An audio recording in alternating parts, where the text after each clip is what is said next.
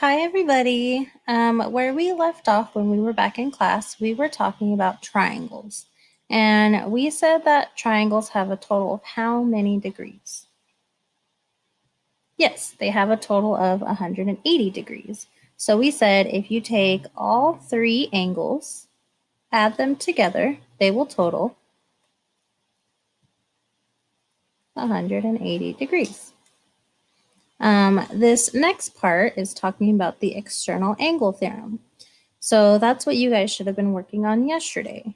The video was explaining that we have an outside angle. Sometimes it's unknown, sometimes they give it to you. But that outside angle is the total of the two, they're called remote interior angles.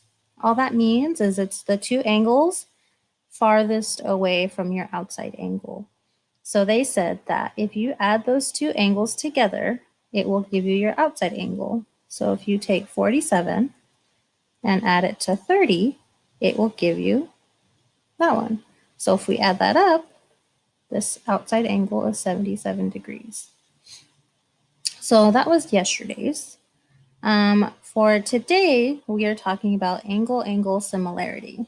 So angle-angle similarity is talking about two triangles and trying to figure out if they are similar or if they are not similar.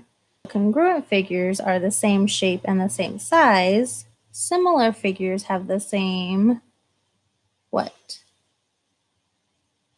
Yeah, same shape, but possibly different size. For triangles, we say they are similar if their corresponding angles are the same. So what that means? That means if we have two triangles, and if they have two angles that are the same, then we say they are similar. So right now we can already see, oh look, this one's 100 and this one's 100. So we got one down. We need two.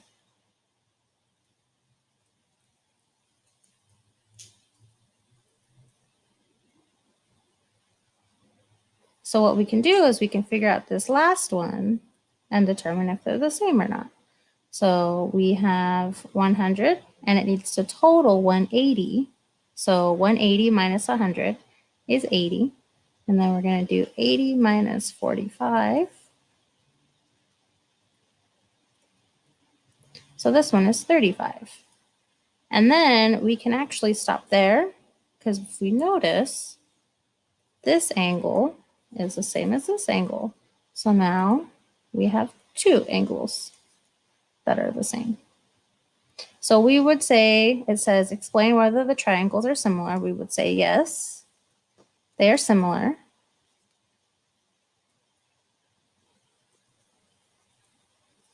Because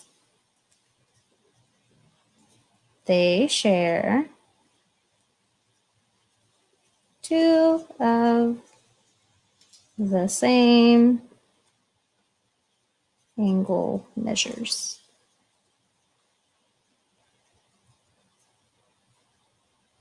So let's try another one.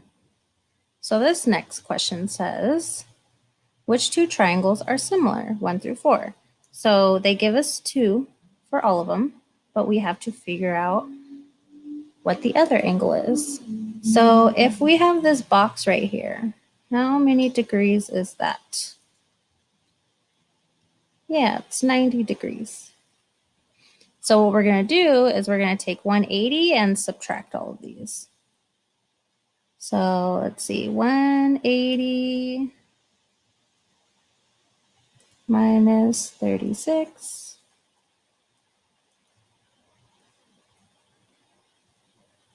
And then so now we're going to take away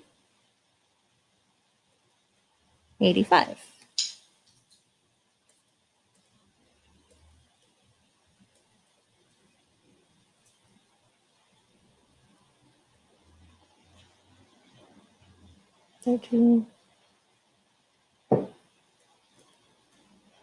So this missing one is 59.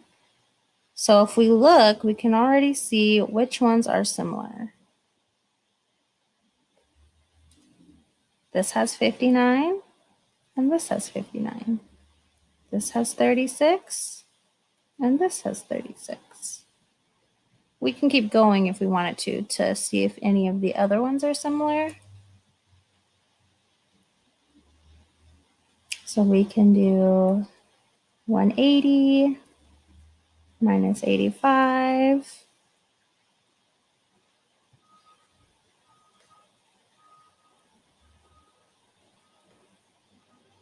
And then take away 54.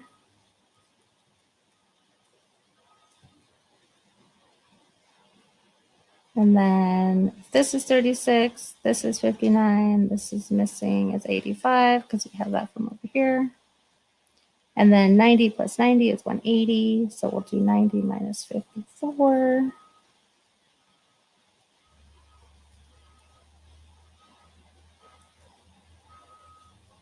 Let's see, so 36, 90, and 54, 36, 9, let's see, 54 and 54. Nope, those are not the same. So the only two that are similar are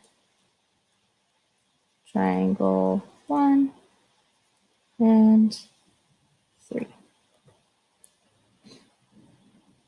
Okay, our last problem. The helpful thing about triangle similarity is if you have congruent angles, you can use different situations to help you find out missing measurements. So this example is a telephone pole casts a shadow, which is shown in the diagram. So this is our telephone pole. If you want, you can draw like a little light. At the same time of day, Sandy, who is 5 feet tall, so this is Sandy, she's a little person right here. She casts a shadow that is 8 feet long. So this is her shadow. 8 feet long. Find the height of the telephone pole. So the telephone pole is missing, but we have the shadow of the telephone pole, which is 24. You can look at the two triangles. Okay, so you got your big triangle. And then you also have your little triangle of Sandy. You can either keep them together. I like to draw them separately so we can see the two of them and compare them that way. So this one's Sandy. She's 5 feet. Her shadow is 8. This telephone pole, we don't know how tall it is, but we know its shadow is 24. So what we can do is put this in our table, create a proportion, and then find the missing height of the telephone pole. Okay, so how tall is Sandy? 5. Do we know the height of the telephone pole? No, so what can we put? Good, X. What is the length of the shadow of the telephone pole? 24. And then the shadow of Sandy. And you see how they kind of look like fractions already? There's one on top of the other. These are going to be the fractions that we're going to use for our proportion. So X over 24 is equal to 5 over 8. And then what is it called? Or what do we have to use to solve for X?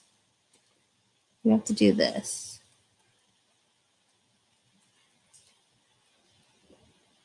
Good, cross multiplication. So X times 8 is 8X. And then we're going to do 24 times 5. I'm going to do that on the side. 24 times 5. 20, 10, 12. So we get 8x equals 120. What do we have to do to both sides? Divide by 8. The 8's cancel out, and we are left with x equals, let's see, 120 divided by 8. 1.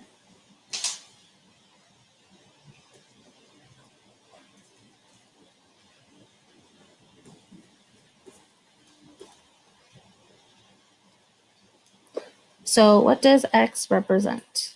I know it's 15, but what does it represent?